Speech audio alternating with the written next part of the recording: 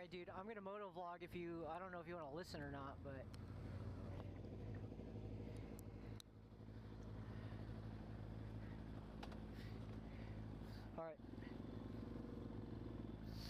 Alright, hey guys, thanks for tuning in. Today's motovlog is gonna be about group rides and communication. Let's see. Let's go. We have 3 people in our group, so it's not really big. I don't know if you can see him in my rear view, but we have Paul on his R1 and we have my other brother on his ZX14 at Kawasaki. You probably haven't seen that bike before today, depending on when I'm releasing these videos, but it's supposed to be the Hayabusa killer from what I hear. It's a quick bike, and that brings me to my bike. My bike is not very fast. So if you are a California native, you know how much time you have to spend on freeways. So communication in a group ride is really, really important. If you have a very different riding style than someone else in your group, hey, it's important that you communicate that with them. And probably the most important thing about group rides and communication is you communicate where you're going. It's important that everybody knows where to go before you get there, because if not, you guys are all doing like this hand signal thing, this stop and look at each other and try to get each other's attention thing, and it's a big mess, and nobody has fun when that happens because it's confusing and it's stressful, you know what I'm saying? So, you know, that's probably one of the most important things is to communicate where you're going and how you're going to get there. And it's also important to, you know, tell the person like, hey, in case of an emergency, this is where we're going to meet up, or, you know, this is how we're going to approach it in case someone does break down or in case something does happen. So for example, with me and typically when me and my brother are riding, or when me and my best friend are riding, what we do is the lead rider is always in the #1 position, so the position closest to the center median. That way, the second person always stays in. See, that was really bad. I didn't know where I was going. The second person always knows to be in the first person's right-hand mirror. That way, I can very quickly check out, oh hey, my brother's in that spot, because he knows to be there. And that kind of goes back to riding with one other person or riding with a group of people. It's important that you stagger when you ride, because if you're not staggering when you ride, what can happen is you guys can smash into each other if you aren't paying attention, or say someone does a late break or has to do an emergency evasive maneuver. You know, it can get really tricky. So, okay, now we're through that mess. We can jump on to another topic, which is knowing your rider's skill. So me and my brothers, we've all been riding for, you know, give or take, you know, a couple months. I've been riding for the longest at a year and like 2 months. So I would say I have the most skill, but I have the slowest bike. And my other brother on the ZX14 has the biggest bike with the most displacement, most speed, but probably debatably the least amount of skill. So it's important that, hey, the person with, you know, the least amount of skill goes in the front, so everybody can really understand, hey, okay, that person is setting the pace, and it's up to them to dictate the speed of the entire group. Because, hey, if not everybody's comfortable riding at that pace, what's going to happen is they're going to get into this good old, they're going to see red, you know what I'm saying? They're going to be like, oh crap, I don't want to get left behind. Ooh, squeeze. They're going to get left behind, and something bad's going to happen to them because they're looking to actually like, oh, let me catch up, let me do this, let me do that, versus actually focusing on riding. So even though I'm on, even though I'm on the slowest bike with the most skill, I'm leading the pace because, hey, you know, my bike is not meant to be a freeway bike. Therefore, I dictate the pace because, you know, hey, my bike is slow. But it's a bad idea because I don't know how comfortable my brothers are lane splitting. Like, as you can see, I'm comfortable lane splitting at 50 miles an hour while traffic's going like 20, which technically is not CHP guidelines. You shouldn't be splitting fast, 10 miles per hour faster than the speed of traffic. So technically, if I were to be like, you know, lane splitting, I'd be splitting at, like, say this speed, like 40. That way I can properly react to what other riders are doing. But the thing is, I have a ton of experience riding in traffic like this, in lane splitting, and I know what my bike is capable of, and I know what to look for when I'm lane splitting. But really the question is, like, hey, is it smart for me, to the most experienced rider, to be in the front while, you know, my brothers with less experience are behind me? I wouldn't recommend it, but hey, we decided as a group, hey Rick, hey NoOne, let me cut my name out, hey NoOne, you're gonna go ahead and set the pace because your bike is the slowest. So we're pinning it to win it right now. The XT is like 80 miles an hour. We start to get that wobble that I was talking about. Now is a smart move to get over to the right lane and, you know, just go back to the bike's capabilities. So technically, I'm not limited by rider skill. I don't know what I'd be like riding at 90 miles an hour, but I just can't go faster than this, you know what I'm saying? So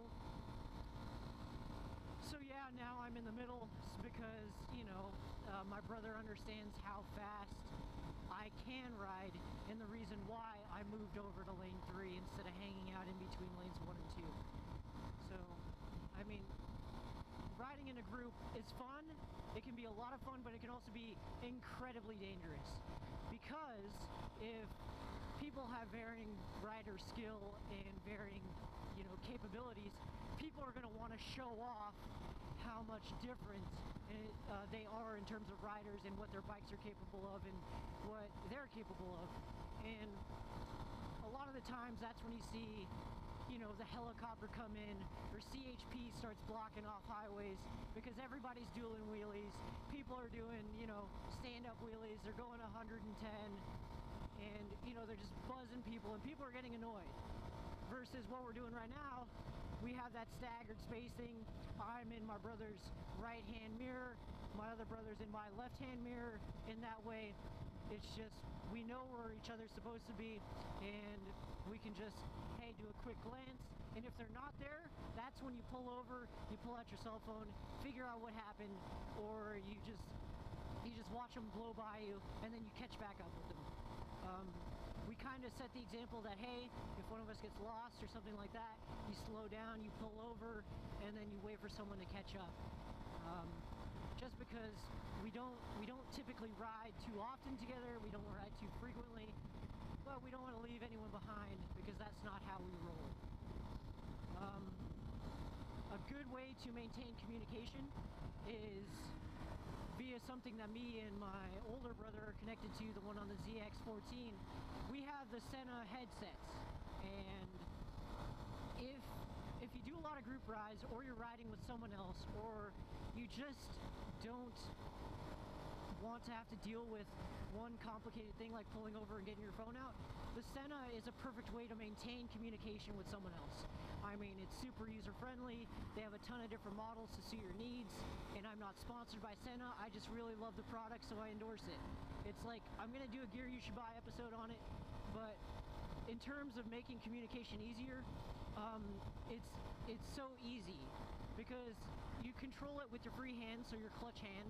You can do volume, you can do, you know, you can do AM, FM, or you can do FM radio. I don't know why you do AM radio. You can do music via your phone, or you can connect it wired, say if you have an iPod or something like that. You can do that. And most importantly, if you're doing a lot of group rides, or you're riding with a partner, or you're riding with a pillion, you can do intercom, so that way you're not using your cellular data or your, you know, your minutes, or you're not roaming or anything like that. And the Senna that I'm wearing right now allows me to be in constant communication with the other people that also have Sennas in my group. So I can say, for example, hey brother, it's getting kind of hairy up here, watch out in the right hand lane, there's a tow truck, you know. Or I can say, hey dude, I really got to take a dump, let's pull over soon on La Costa Avenue. Like, I don't really have to take a dump. So but for example, like, that's how easy it is. And also, disconnecting on your intercom is just as easy as like clicking one button. You just click one button and then you're done. You want music, you just click one button and you're done. And the great thing about Senna is they also make like a jog wheel that goes onto your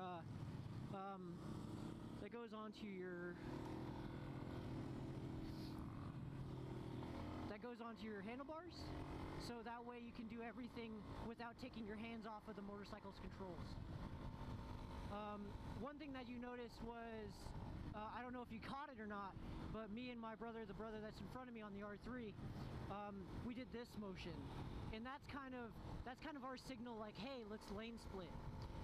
Of course, I don't know if that's an actual like communication thing, but whatever communication works and whatever gets you on the same page as the people that you're riding with, you know, that's the most important thing. Because what happens if, like, say I want a lane split and, you know, I'm not in the correct lane position, or I'm not in the correct like freeway lane position, and I cut someone off and one of my other group members decides to start splitting lanes before me, or he forgets, or he doesn't see me lane split, and then he gets left. So even though my R3 brother doesn't have a Senna, we still maintain communication by using hand signals. So maintaining communication while riding in a group or riding with someone else is super important, because it just, you know, it's a lot safer. And riding with someone else it's inherently safer because, you know, you have another set of eyes that are watching your back. But, you know, it can also be more dangerous if the other person doesn't understand the basics with riding with a group, with lane splitting, or you guys don't understand each other's, you know, capabilities on motorcycles.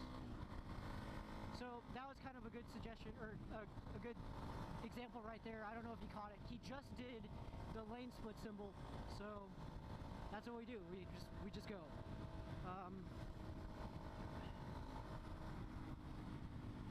It's kind of tricky when you're lane splitting in a group, because you shouldn't be looking behind you when you're lane splitting. You should be looking ahead of you, because that's where all the action's gonna happen. In terms of watching out for other lane splitters, you should be checking your mirrors occasionally. Like, you should dip your elbow down and check your mirror, and you should communicate to other drivers that are lane splitting or making way for lane splitters by, you know, giving them the wave, like you saw my brother doing up there. Because, you know, hey, they don't have to move over for you, and, you know, there are a lot of bad lane splitters out there. Why don't we as a community make lane splitting a cool thing? You know, we should give them the wave. We should, you know, just be cool, because riding a motorcycle is cool.